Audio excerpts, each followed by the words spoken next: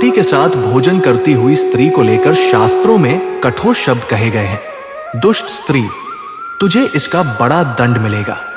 लेकिन क्या आपने कभी ठहरकर यह समझने की कोशिश की है कि पति पत्नी के एक साथ भोजन करने से वास्तव में क्या प्रभाव पड़ता है? भोजन के समय की गई कौन सी छोटी छोटी भूलें घर की सुख समृद्धि को धीरे धीरे नष्ट कर देती है?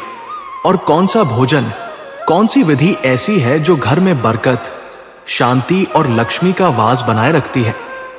आज हम आपको एक ऐसी प्राचीन कथा सुनाने जा रहे हैं जिसे स्वयं भगवान श्री कृष्ण ने नारद जी को बताया था। यह कहानी केवल कथा नहीं, बल्कि घर की सुख समृद्धि, शांति और लक्ष्मी के वास का गूढ़ रहस्य है। तो ध्यान से सुनिए ये कथा, क्योंकि हो सकता है इसमें छुपा एक नियम आपके जीवन को भी बदल दे। नमस्कार दोस्तों, स्वागत है आपका सनातन कहानियां चैनल पर, जहां हर कहानी में छुपा है सनातन धर्म का अद्भुत ज्ञान और जीवन को दिशा देने वाले रहस्य। बहुत समय पहले की बात है। द्वारका में श्री कृष्ण अपने महल में विराजमान थे। उसी समय देवर्षि नारद वहां पहुंचे। उन्होंने आते ही विधि पूर्वक प्रणाम किया, लेकिन आज उनके मुख पर सामान्य चंचलता नहीं थी। उनके मन में कोई प्रश्न उन्हें भीतर ही भीतर कचोट रहा था। श्री कृष्ण ने यह भांप लिया। उन्होंने मुस्कुराते हुए नारद को आसन दिया और शांत स्वर में कहा, कहिए नारद, आज आपके मन में कौन सा विचार हलचल मचा रहा है? नारद जी ने बिना भूमिका बांधे कहा, प्रभु, पृथ्वी लोक में भ्रमण करते समय मैंने एक विचित्र बात देखी। कई घरों में स्त्रियां अपने पति के साथ एक ही थाली में भोजन करती हैं। कई बार वे समय, दिशा और शुद्धता का भी ध्यान नहीं रखती। कुछ स्त्रियां तो पति से पहले ही भोजन करने बैठ जाती हैं। मेरे मन में यह प्रश्न उठ रहा है कि क्या यह आचरण उचित है या अनुचित? श्री कृष्ण के चेहरे पर हल्की मुस्कान आ गई।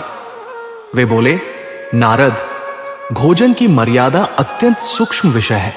इसे साधारण समझ लेना ही सबसे बड़ी भूल है। नारद जी की जिज्ञासा और बढ़ गई। उन्होंने तुरंत पूछा, तो फिर सत्य क्या है प्रभु? पति पत्नी को भोजन कैसे करना चाहिए? कृष्ण ने गंभीर स्वर में कहा, इस प्रश्न का उत्तर सीधे शब्दों में दिया जाए तो उसका प्रभाव तुम नहीं समझ पाओगे। इसके पीछे एक गहरी शिक्षा छिपी है। इसे समझने के लिए मैं तुम्हें एक पुरानी कथा सुनाता हूं। कृष्ण ने कहना आरंभ किया, बहुत समय पहले एक समृद्ध नगर में एक साहूकार रहता था।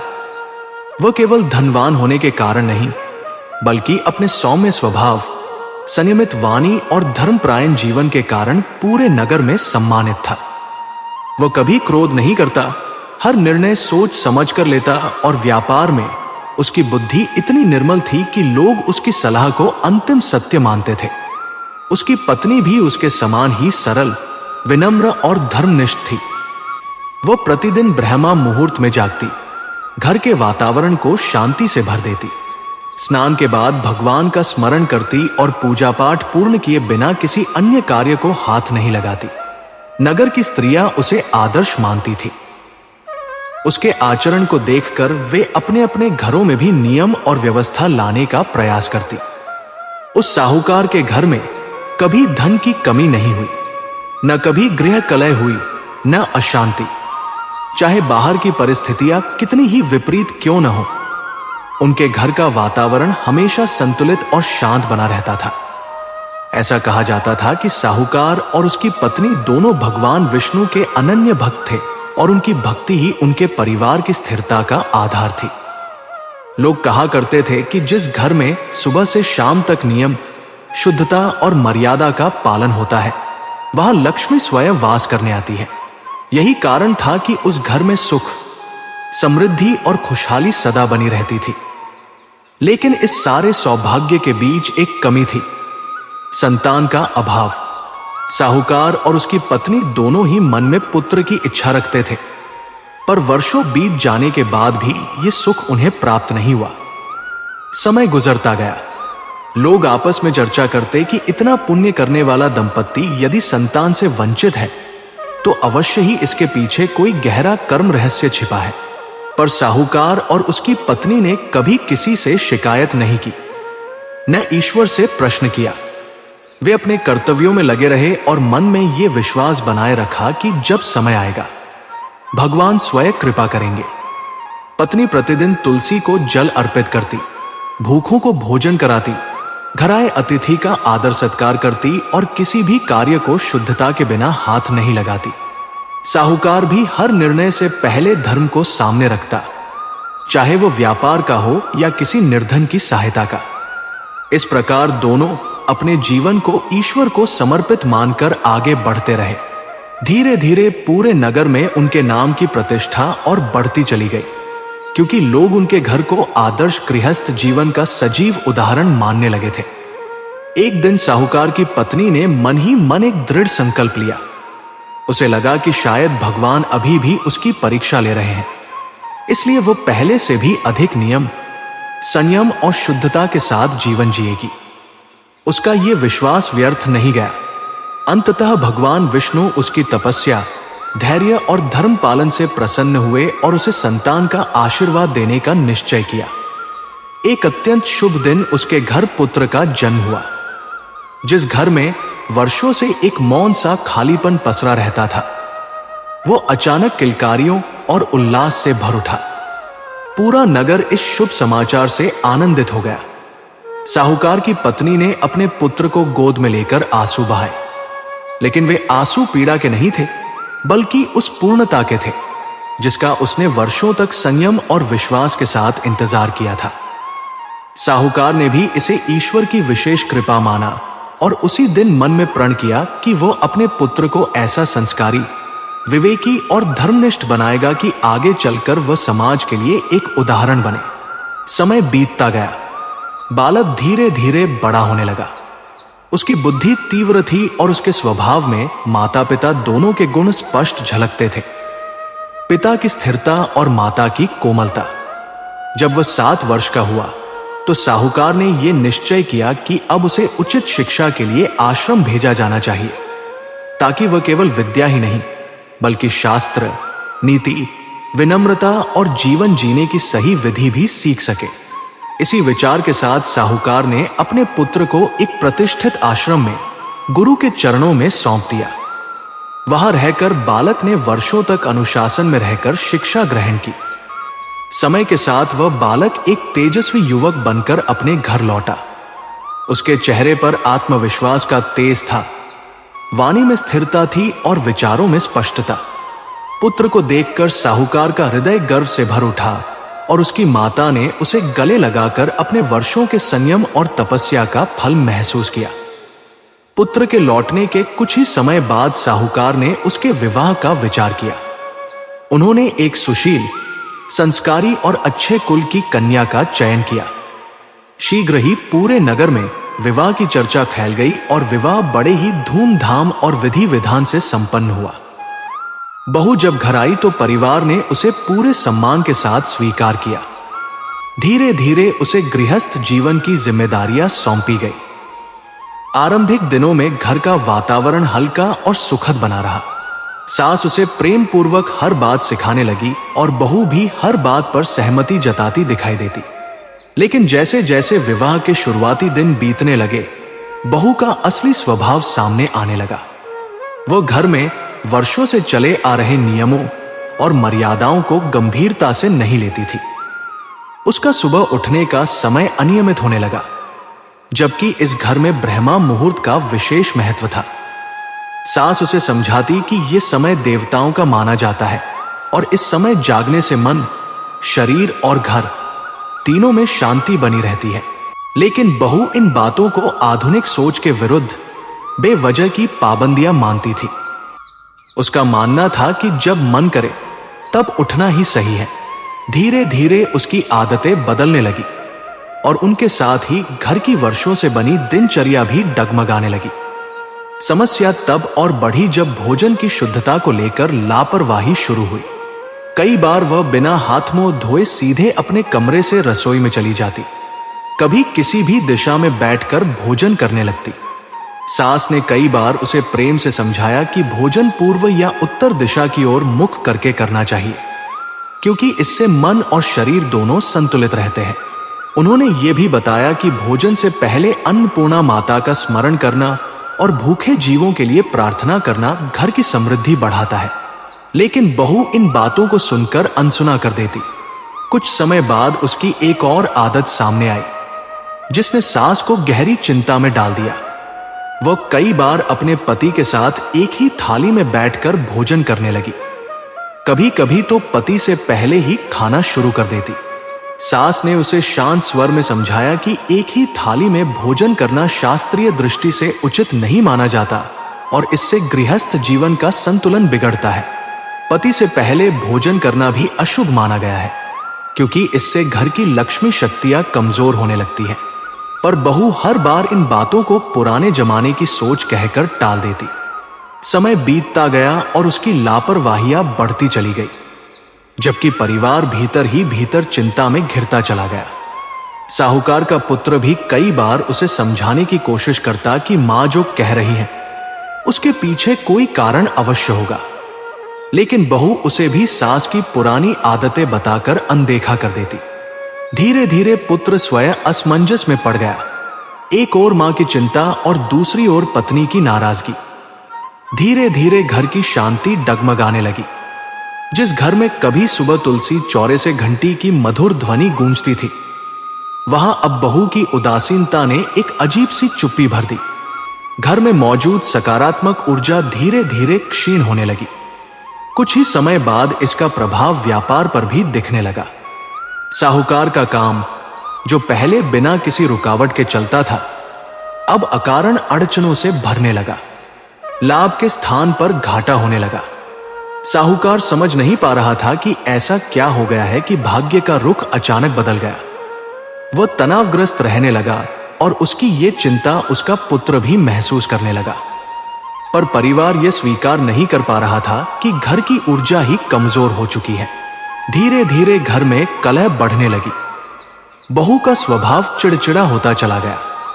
पति पत्नी के बीच झगड़े होने लगे और घर का माहौल पूरी तरह बदल गया। सास ने कई बार बहू को समझाने का प्रयास किया, लेकिन हर बार वही उत्तर मिला कि वह इन बातों पर विश्वास नहीं करती। बहू का मानना था कि उसका जीवन उसके अनुसार चलेगा, चाहे घर की परंपराएं कितनी ही पुरानी और सिद्ध क्यों न हो। घर में बदलाव इतने धीरे और शांत ढंग से हुआ कि शुरुआत में किसी को यह एहसास ही नहीं हुआ कि इसका असर आगे चलकर कितना गहरा होने वाला है। पर कुछ ही महीनों के भीतर घर का वातावरण पूरी तरह बदल चुका था। साहूकार जब रोज सुबह दुकान के लिए निकलते तो उनके चेहरे पर चिंता की रेखाएं पहले से कहीं अधिक साफ दिखाई देने लगी थी, मानो मन का बोझ चेहरे पर उतर आया हो। एक शाम वह भारी कदमों से घर लौटे। पत्नी ने उनके चेहरे की थकान देखकर सहज ही पूछ लिया, आज भी काम नहीं बना क्या? साहूकार ने गहरी सांस लेते हुए थके स्वर में कहा, पता नहीं क्या हो गया है। जो सौदे लगभग तय हो जाते हैं, वे भी आखिरी वक्त पर पलट जाते हैं। जितना समझने की कोशिश करता हूं, उतना ही उलझता चला जाता हूं। पत्नी चुप हो गई। उसने कुछ नहीं कहा, लेकिन उसके मन में एक ही बात बार बार घूमने लगी कि कहीं ना कहीं घर की मर्यादा टूट चुकी है और उसी का असर अब हर तरफ दिखने लगा है। उधर बहू अपने ही ढंग से घर चला रही थी। कई बार ऐसा होता कि वह पति से पहले ही भोजन कर लेती। एक सुबह सास ने देखा कि बहू बिना हाथ मुंह धोए सीधे रसोई में चली गई। उन्होंने बहुत धीरे और स्नेह से कहा, बेटी, पहले थोड़ा जल लेकर हाथ पैर धो लो, फिर रसोई में आना। रसोई पवित्र स्थान होती है। बहू ने बिना पीछे मुड़े रूखे स्वर में जवाब दिया, मां जी, इतनी सुबह ठंडे पानी से कौन धोता है? रोज रोज इतनी सफाई की बातें मत किया कीजिए। मैं आज के जमाने की लड़की हूं। सास निरुत्तर रह गई। शब्द तो थम गए, लेकिन मन में एक टीस सी उठी। उन्हें यह पीड़ा अधिक थी कि बहू अब आदर से बात भी नहीं करती। धीरे धीरे साहूकार का बेटा भी दो राहों के बीच खड़ा हो गया। वो मां की भावनाओं को समझता था, पर जब भी पत्नी से तर्क करने की कोशिश करता, घर में झगड़े की स्थिति बन जाती। एक शाम उसने बहू से शांत स्वर में कहा, देखो, मां जो कहती है उसमें बुरा मानने जैसा कुछ नहीं है। यह घर उन्हीं नियमों और मर्यादाओं पर टिका है जिन्हें तुम हल्के में ले रही हो। बहू झट से तुनक गई और बोली, तो क्या मैं सब कुछ छोड़कर बस पुरानी परंपरा ही निभाती रहूं? मुझे भी अपनी सुविधा चाहिए। बेटे ने संयम रखते हुए कहा, सुविधा जरूरी है, पर घर की ऊर्जा का भी तो ध्यान रखना पड़ता है। यह सुनते ही बहू झुंझला गई। ये ऊर्जा वर्जा कुछ नहीं होती, ये सब आपकी मां की बनाई हुई पाबंदियां है। पति कुछ क्षण उसे चुपचाप देखता रहा। यह उनके बीच का पहला बड़ा विवाद था जिसने रिश्ते में दरार डाल दी। इसी तनाव के बीच एक दिन सास ने निश्चय किया कि अब इस विषय पर बहू से खुलकर बात करनी होगी। दोपहर में उन्होंने उसे पास बुलाया और बहुत ही शांत स्वर में कहा, बेटी, तुमसे एक बात कहना चाहती हूं। घर की हालत दिन ब दिन बिगड़ती जा रही है और मुझे लगता है कि इसका कारण भोजन की मर्यादा का टूटना है। बहू ने भौहें चढ़ाकर तीखे स्वर में पूछा, तो आप कहना चाहती हैं कि घर बर्बाद मैं कर रही हूं? सास ने बिना उत्तेजित हुए कहा, नहीं बेटी, मैं ये नहीं कह रही कि तुम जानबूझकर ऐसा कर रही हो, लेकिन कुछ नियम ऐसे होते हैं जिन्हें तोड़ने से देव शक्तियां रुष्ट हो जाती हैं। बहू हल्के से हंस पड़ी, मां जी, देवता किसी के खाने पीने से नाराज हो जाते हैं क्या? ये सब आपकी धारणाएं हैं। सास ने धीमी और भारी आवाज में कहा, धारणाएं नहीं बेटी, ये हमारे पूर्वजों का अनुभव है। हम स्त्रियां भोजन को पवित्र मानती हैं। इसी कारण शास्त्रों में स्त्रियों को पति के बाद भोजन करने की सीख दी गई है। पर बहू ने वही दोहराया, मुझे इन बातों में विश्वास नहीं है, और ये कहकर वो वहां से उठकर चली गई। सास की आंखें भर आई, लेकिन उन्होंने अपने आंसू रोक लिए। उन्हें अब यह साफ समझ आने लगा था कि बहू को समझाना दिन ब दिन कठिन होता जा रहा है। उधर साहूकार दिन रात तनाव में रहने लगे थे। व्यापार में नुकसान इतना बढ़ चुका था कि उन्हें अपनी कुछ संपत्ति तक बेचनी पड़ी। एक रात साहूकार की पत्नी ने धीमे स्वर में कहा, आपको नहीं लगता कि घर की मर्यादा भंग हो रही है? साहूकार ने लंबी सांस लेकर उत्तर दिया, लगता तो है, लेकिन हम अपनी बहू पर जोर भी तो नहीं डाल सकते। बेटे का घर टूट जाए, यह भी मैं नहीं चाहता। पत्नी ने सिर झुका लिया। धीरे धीरे संकट इतना गहरा हो गया कि घर की शांति पूरी तरह समाप्त होने लगी। बेटे और बहू के बीच झगड़े बढ़ते चले गए और जिस घर को कभी आदर्श माना जाता था, वही घर अब तनाव और अशांति का केंद्र बनता जा रहा था। बहू की जिद हर गुजरते दिन के साथ और तेज होती जा रही थी। उस दिन भी वही हुआ। शाम के समय वह फिर पति से पहले खाने बैठ गई। सास ने बहुत संयम से बस इतना ही कहा, बेटी, एक बार उन्हें भी बुला लो। इतना सुनते ही बहू पलट पड़ी और ऊंची आवाज में बोली, मां जी, मैं कोई बच्ची नहीं हूं कि हर बात पर टोका टोकी सहूं। उसकी आवाज इतनी तेज थी कि पूरे घर की दीवारें जैसे सन्न रह गई। उसी समय पति कमरे से बाहर आया। उसकी आंखों में गुस्सा था। वह बोला, बहुत हो गया, अब मेरी मां का इतना अपमान मैं और बर्दाश्त नहीं कर सकता। बहू भी तैश में आ गई। तीखे स्वर में बोली, तो आप भी हमेशा अपनी मां के ही बेटे बने रहिए। मैं अपने तरीके से ही जीऊंगी। बात इतनी बढ़ गई कि बेटा अपना आपा खो बैठा। गुस्से में उसने कह दिया, अगर इस घर में रहना ही इतना मुश्किल है तो आज से यहां मत रहो। और आवेश में आकर उसने बहू को धक्का देकर बाहर निकाल दिया। वो वही क्षण था जब घर की सारी खुशियां, सारी मर्यादाएं और सारी उम्मीदें एक साथ टूटकर बिखर गई। बहू बिना कुछ सोचे समझे अंधेरे रास्ते पर आगे बढ़ गई। रात गहरी थी। आसमान पर घने बादल छाए थे। रास्ते में दूर दूर तक कोई इंसान दिखाई नहीं दे रहा था। बस हवा की सिसकती हुई आवाज और उसके अपने कदमों की गूंज थी। चलते चलते वो खुद से ही बोलने लगी, आखिर मेरी गलती क्या थी? सिर्फ यही कि मैं अपने तरीके से जीना चाहती थी। क्या थोड़ी सी सुविधा चाहना इतना बड़ा अपराध है? उसके भीतर दर्द था, पर जिद अभी भी बाकी थी। वो गांव की सीमा पार कर चुकी थी। रास्ता अब जंगल की ओर मुड़ने लगा था, पर उसे किसी बात की परवाह नहीं थी। मन में बस यही गूंज रहा था, अगर मेरे लिए कोई नहीं है तो मुझे भी किसी की जरूरत नहीं। जंगल में पहुंचते ही माहौल और डरावना हो गया। तभी झाड़ियों के पास से खड़खड़ाहट की आवाज आई। वो घबरा गई, पीछे हटते हुए कांपती आवाज में बोली, कौन है वहां? उसका दिल इतनी तेज धड़क रहा था मानो सीने से बाहर निकल आएगा। अचानक झाड़ियों के बीच से एक आकृति बाहर आई। सामने कोई इंसान नहीं था, बल्कि एक सुहागिन सी दिखाई देने वाली मादा सूअर खड़ी थी। उसकी आंखें साधारण नहीं थी, उनमें अजीब सी करुणा थी, जैसे वो बहू की पूरी पीड़ा समझ रही हो। बहू डर से पीछे हट गई, पर वो प्राणी धीरे धीरे उसकी ओर बढ़ी। कांपते स्वर में बहू ने कहा, क्या तू मेरी बात समझ सकती है? उस प्राणी ने हल्की कोमल सी आवाज निकाली और बोली, हाँ कहो, मैं तुम्हारी बात समझ रही हूं। यह सुनते ही बहू पहली बार उस रात किसी के सामने टूट पड़ी। भारी आवाज में बोली, मुझे घर से निकाल दिया गया, शायद मैं इसकी हकदार भी थी। मैं घर की मर्यादा नहीं निभा सकी। मां बार बार समझाती रही, पर मुझे लगता रहा कि मैं ही सबसे ज्यादा जानती हूं। और आज देखो, मेरा घर, मेरा परिवार, मेरा जीवन सब खत्म हो गया। मादा सूअर ने धीरे से सिर झुका लिया। फिर उसने ऊपर देखा, मानो अपने किसी पुराने जन्म की पीड़ा को याद कर रही हो। बहू और घबरा गई। उसने डरते हुए पूछा, तुम कौन हो? तभी वो मादा सूअर गंभीर स्वर में बोली, मैं भी कभी एक रानी थी। बहुत समय पहले मैं एक बड़े राज्य की महारानी थी। मेरा नाम सुलोचना था। राजा मुझसे प्रेम करते थे, प्रजा मुझे सम्मान देती थी और मेरे पास संसार के सभी सुख थे।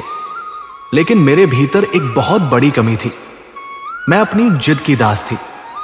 जो मन में आया वही किया। न नियमों की परवाह, न मर्यादा की, न परंपराओं की। सुलोचना ने गहरी सांस ली और आगे बोली, मेरे महल में भोजन की मर्यादा को बहुत पवित्र माना जाता था। रसोई से लेकर थाली तक हर चीज का अपना नियम था। लेकिन मैं इन सबको पुराने समय की बेकार मान्यताएं समझती थी। मैं राजा के साथ ही भोजन करती थी। कई बार तो उनका आधा छोड़ा हुआ भोजन उन्हीं की थाली में वापस रख देती थी। मुझे कभी यह सोचने का विचार तक नहीं आया कि अन्न देवता का अपमान कितना बड़ा अपराध है। उसका स्वर भारी हो गया, आंखों में पश्चाताप उतर आया। अन्न देवता नाराज हो गए थे, लेकिन उससे भी बड़ी बात यह थी कि मैं किसी की सुनती नहीं थी। मेरी सास अत्यंत धर्मपरायण स्त्री थी। वे रोज मुझे प्रेम से समझाती थी कि भोजन की परंपराएं केवल रिवाज नहीं, बल्कि घर को थामे रखने वाली शक्ति होती है। लेकिन मैं उनका मजाक उड़ाती थी। कहती थी, ये सब आपके जमाने की बातें हैं। उन्हें दुख होता था, फिर भी वे धैर्य नहीं छोड़ती थी। सुलोचना ने कांपती आवाज में कहा, एक दिन मेरी अवहेलना अपनी सीमा पार कर गई। मैंने राजा की थाली में बचा हुआ भोजन फिर से रख दिया। यह मेरे राज्य में अत्यंत अशुभ माना जाता था। राजा चुप रहे, लेकिन अन्न देवता क्रोधित हो गए। उसी रात भोजन के बाद जब मैं सोई तो मुझे एक भयानक दृश्य दिखाई दिया। वह सपना नहीं था, वह दंड था। यह सुनते ही बहू की आंखें डर से फैल गई। वह कांपते हुए बोली, क्या देखा तुम्हें? सुलोचना ने भारी स्वर में उत्तर दिया, मैंने देखा कि पूरा महल अंधकार में डूब गया है। रसोई की अग्नि बुझ चुकी है। तभी अन्न देवता अपने विशाल और उग्र रूप में प्रकट हुए और मुझसे कहा, जो स्त्री अन्न की अवमानना करती है, जो भोजन की पवित्रता को तोड़ती है, जो पति की थाली का सम्मान नहीं करती, वो अगले जन्म में उसी योनि में जन्म लेती है जहां भोजन की शुद्धता का कोई मूल्य नहीं, जहां गंदगी, अपमान और तिरस्कार ही उसका जीवन बन जाते हैं। बहू का हाथ अपने आप मुंह पर चला गया। वो कुछ कहना चाहती थी, लेकिन शब्द गले में ही अटक गए। उसकी आंखें नम हो चुकी थी। तभी सुलोचना ने दर्द से भरी आवाज में कहा, अगली सुबह जब मेरी मृत्यु हुई, मुझे मनुष्य का नहीं बल्कि सूअर का जन्म मिला। और जब मैंने पहली बार आंखें खोली तो खुद को कीचड़ में पड़ा पाया। चारों ओर वही भोजन था जिसे मैंने अपने पिछले जन्म में अपवित्र किया था। यह सुनते ही बहू की आंखों से आंसू बह निकले। सुलोचना ने धीमे स्वर में कहा, यही मेरा दंड था। और आज जो गलती तुमने की, जो अनादर तुमने दिखाया, तुम भी उसी राह पर बढ़ रही थी। इसलिए जब मैंने तुम्हें रोते हुए देखा तो पास आई, ताकि तुम मेरी तरह न बनो। बहू ने भर्राई आवाज में कहा, मैं सच में बदल जाऊंगी। मैंने अपनी गलती समझ ली है, मुझे घर लौट जाना चाहिए, है ना? सुलोचना ने उसकी आंखों में गहराई से देखा और बोली, हाँ बेटी, यही सही समय है। घर लौटो, अपनी सास से क्षमा मांगो, मर्यादा को अपनाओ। परिवार सिर्फ नियमों से नहीं, भावनाओं से चलता है। लेकिन जब भाव मिट जाए और अभिमान बढ़ जाए तो हर रिश्ता टूट जाता है। बहू ने सिर झुकाकर पूछा, क्या मेरे घर वाले मुझे स्वीकार कर लेंगे? सुलोचना ने कोमल स्वर में कहा, अगर पश्चाताप सच्चा हो तो हर बंद द्वार खुल जाता है। बहू ने अपने आंसू पोंछे और उठकर सीधी खड़ी हो गई। उसने अंतिम बार सुलोचना की ओर देखा और कहा, तुम्हारी कहानी ने मुझे बदल दिया है, मैं लौटकर सब ठीक करूंगी। सुलोचना ने केवल सिर झुकाकर आशीर्वाद जैसा संकेत दिया। बहू जंगल से बाहर निकल पड़ी। जंगल से बाहर निकलते समय उसे ऐसा लग रहा था जैसे उसके पैर जमीन पर नहीं बल्कि पछतावे के रास्ते पर चल रहे हों। रास्ता वही था, पेड़ वही थे, हवा भी वही थी, लेकिन उसके भीतर सब कुछ बदल चुका था।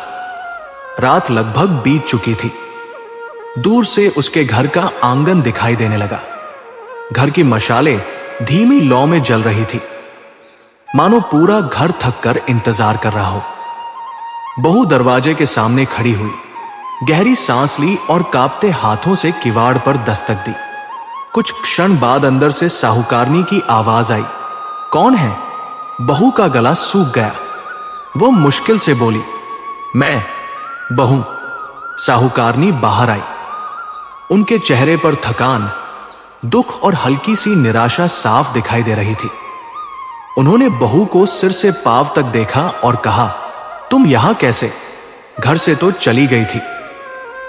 बहू ने नजरें झुका ली। मां जी, मुझसे बहुत बड़ी गलती हो गई। अब मैं सब समझ गई हूं। आप जो कहती थी वही सही था। साहूकारनी कुछ पल चुप रही, फिर ठंडे स्वर में बोली, समझना आसान होता है, निभाना मुश्किल। तुमने हमारे नियमों का मजाक बनाया था। बहू तुरंत उनके पैरों के पास बैठ गई। हां मां जी, लेकिन अब मैं सच में बदलने आई हूं। इस बार मैं बहस करने नहीं, सिर्फ सुनने आई हूं, समझने आई हूं, सीखने आई हूं। यह वही बहू थी जो हर बात पर तर्क करती थी, हर नियम को चुनौती देती थी। उन्होंने पूछा, यह बदला हुआ स्वर कहां से आया? बहू ने थकी हुई आवाज में कहा, आज मैंने किसी ऐसे का दुख देखा है जिसने अपने जीवन में मेरी जैसी ही गलती की थी, और उसका दुख इतना गहरा था कि उसे सुनकर मेरा मन हिल गया। साहूकारनी ने भौहें चढ़ाई। कौन था वो? बहू ने धीमे स्वर में कहा, एक स्त्री जिसे आज सूअर का जन्म मिला है, सिर्फ इसलिए कि उसने भोजन की पवित्रता तोड़ी, मर्यादा तोड़ी और अपने रिश्तों की इज्जत नहीं की। कुछ पल तक वातावरण बिल्कुल शांत रहा। तभी अंदर से साहूकार बाहर आए। उन्होंने कठोर स्वर में पूछा, तुम वापस क्यों आई हो? हमारे बेटे को दुख दिया, घर की मर्यादा तोड़ी और अब रात के सन्नाटे में लौट आई हो। बहू रोते हुए बोली, क्योंकि अब मैं भागना नहीं चाहती। मैं गलत थी। मेरे अभिमान ने मुझे अंधा कर दिया था। अगर आज भी आप कहें तो मैं अभी लौट जाऊंगी, लेकिन पहले मेरी बात सुन लीजिए। साहूकारनी ने धीरे से कहा, सुन लेते हैं। लड़की टूटी हुई लग रही है, शायद सच में बदल गई हो। साहूकार ने गहरी सांस ली। ठीक है, बोलो, लेकिन सच सुनना हमारे लिए आसान नहीं होगा। बहू ने कहा, मां जी, बाबूजी, अब मुझे समझ आ गया है कि घर की मर्यादा सिर्फ नियम नहीं बल्कि सुरक्षा होती है। मैं इन्हें पुरानी परंपराएं समझती थी, लेकिन आज समझ आया कि यही परंपराएं घर को जोड़े रखती हैं। साहूकार ने गंभीर स्वर में पूछा, तो अब तुम क्या चाहती हो? बहू ने सिर झुका लिया। बस एक मौका, ताकि मैं अपनी गलती सुधार सकूं, ताकि मैं वैसी बहू बन सकूं जैसी आप हमेशा चाहते थे। साहूकारनी की आंखें भर आई। उन्होंने धीरे से कहा, मौका हर किसी को मिलता है, लेकिन सच्चे मन से लौटने वाले बहुत कम होते हैं। अगर तुम्हारा मन सच में बदल गया है तो उठो, अंदर आओ। समय बीतने के साथ घर का वातावरण बदलने लगा। जहां पहले तनाव, क्लेश और घुटन थी, वहां अब धीरे धीरे शांति उतरने लगी। बहू सुबह सबसे पहले उठती, स्नान करती और फिर रसोई में प्रवेश करती। रसोई में कदम रखने से पहले वो मन ही मन अन्नपूर्णा माता का स्मरण करती और प्रार्थना करती, मां, मेरे हाथों से ऐसा भोजन बने कि मेरे परिवार के दिलों में प्रेम बढ़े और इस घर में फिर से समृद्धि लौट आए। अब वो हर दिन की शुरुआत एक नई मर्यादा के साथ करने लगी थी। सबसे पहले वो 3 रोटियां अलग निकाल कर रखती, एक गाय के लिए, एक कुत्ते के लिए और एक कौवे के लिए। इसके बाद वह अग्निदेव को भोग अर्पित करती और तभी परिवार के लिए भोजन परोसती। अब घर में भोजन केवल पेट भरने का साधन नहीं रहा था, बल्कि एक पवित्र संस्कार बन चुका था। घर के सभी सदस्य एक साथ बैठकर भोजन करते, यही उसका नियम बन गया था। इसी प्रसंग में भगवान श्री कृष्ण ने एक बार नारद जी को भोजन से जुड़े जीवन के 5 अत्यंत महत्वपूर्ण सिद्धांत समझाए। पहला सिद्धांत और भोजन से पहले की शुद्धता। श्री कृष्ण ने कहा, नारद, जब मनुष्य भोजन करने से पहले हाथ, पैर और मुख धोता है तो वो केवल बाहरी स्वच्छता नहीं करता। इस क्रिया से शरीर के भीतर मौजूद सूक्ष्म ऊर्जा मार्ग सक्रिय हो जाते हैं। इससे भोजन का पाचन और उसका अवशोषण बेहतर होता है। भोजन से पहले की ये शुद्धता मन को शांत करती है और देव शक्तियों की कृपा को आमंत्रित करती है। दूसरा सिद्धांत और भोजन बनाने वाले का भाव। कृष्ण बोले, भोजन केवल अन्न नहीं होता, उसमें रसोई में प्रवेश करने वाले के भाव भी सम्मिलित हो जाते हैं। जब कोई व्यक्ति शुद्ध मन से, शांत भाव में और मंत्र स्मरण करते हुए भोजन बनाता है तो वही भोजन प्रसाद बन जाता है। उस प्रसाद को ग्रहण करने से परिवार के सदस्यों का मन स्थिर, शांत और प्रसन्न रहता है। तीसरा सिद्धांत दिशा और समय का विज्ञान। श्री कृष्ण ने आगे कहा, पूर्व या उत्तर दिशा की ओर मुख करके भोजन करने से शरीर में प्राण ऊर्जा संतुलित रहती है। यह सूर्य और पृथ्वी की प्राकृतिक शक्तियों के साथ मनुष्य की ऊर्जा का सामंजस्य है। उसी प्रकार भोजन का समय भी अत्यंत महत्वपूर्ण है। प्रातः और साय का समय ऐसा होता है जब जठराग्नि सबसे अधिक जागृत रहती है। समय पर भोजन करने से स्वास्थ्य सुदृढ़ होता है और जीवन में ऊर्जा बनी रहती है। चौथा सिद्धांत और भोजन की पवित्रता। कृष्ण ने गंभीर स्वर में कहा, जो भोजन अशुद्ध हाथों से, क्रोध में, शोर शराबे में या बिना श्रद्धा के बनाया जाता है वो ऊर्जा रहित हो जाता है। ऐसा भोजन शरीर में रोग बढ़ाता है, मन को अशांत करता है और घर में कलह को जन्म देता है। इसलिए भोजन को पवित्र रखना, भोजन से पहले देवताओं को भोग अर्पित करना और भोजन करते समय नकारात्मक बातों से दूर रहना अत्यंत आवश्यक है। पांचवा सिद्धांत, पति पत्नी के भोजन का नियम।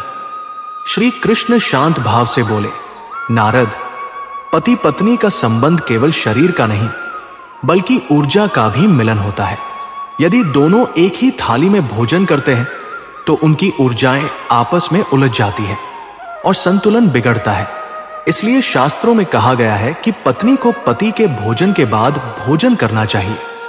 इससे घर में लक्ष्मी की स्थिरता बनी रहती है और परिवार में शांति रहती है। नारद जी ने आदरपूर्वक सिर झुकाया और कहा, प्रभु, आपने तो आज भोजन के रहस्य को ही खोल दिया।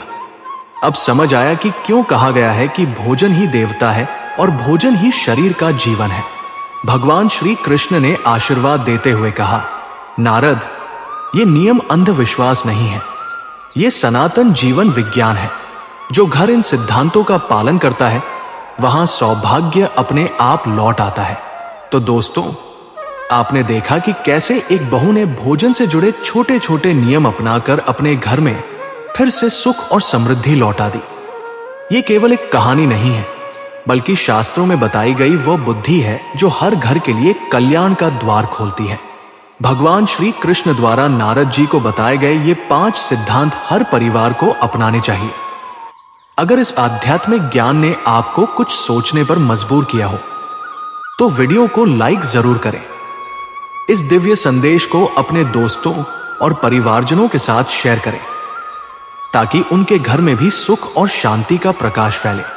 ऐसी ही पावन कथाओं के लिए चैनल को सब्सक्राइब करना न भूलें। जय श्री कृष्ण।